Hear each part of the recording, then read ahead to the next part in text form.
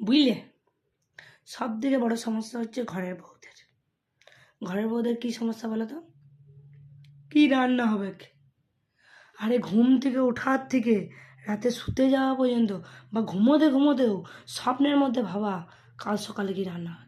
ঘুম থেকে উঠে টিফিনে কী হবে, বাচ্চার টিফিনে কী হবে, জলখাবারে কী তৈরি হবে, জলখাবার খাওয়ানো হতে হতে লাঞ্চে কী তৈরি হবে, লাঞ্চে খাওয়ানো হতে হতে রাতের খাবারে কী তৈরি হবে, রাতের খাবার খেয়ে দিয়ে যেই শুতে যাবে সেই মনে পড়বে তারপরের দিন সকালে কী রান্না হবে। আরে রান্না রান্না রান্না, মানে রান্না ছাড়া আর কিছু নাই, রান্না ছাড়া কিচ্ছু নাই। রান্না করে করে করে করে জীবনটা শেষ। রান্না করে করে করে করে না নিজে চুল আঁচড়াই, না নিজে ভালো করে সাজুগুজু করি, না নিজে কিছুই করছি যে কোনো কাজ হচ্ছে না আমার খালি রান্না করাই হচ্ছে।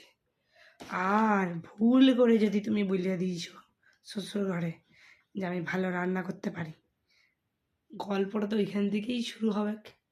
আর গল্পটা যে কোথায় গিয়ে শেষ হবে তা তুমি জানবে না, তুমি কোনো দিনই জানবে না। তোমার ওই সারাদিনটা রান্নাঘরেই পেরিয়ে যাবে, ওই রান্নাই করে যাও, রান্না রান্না রান্না।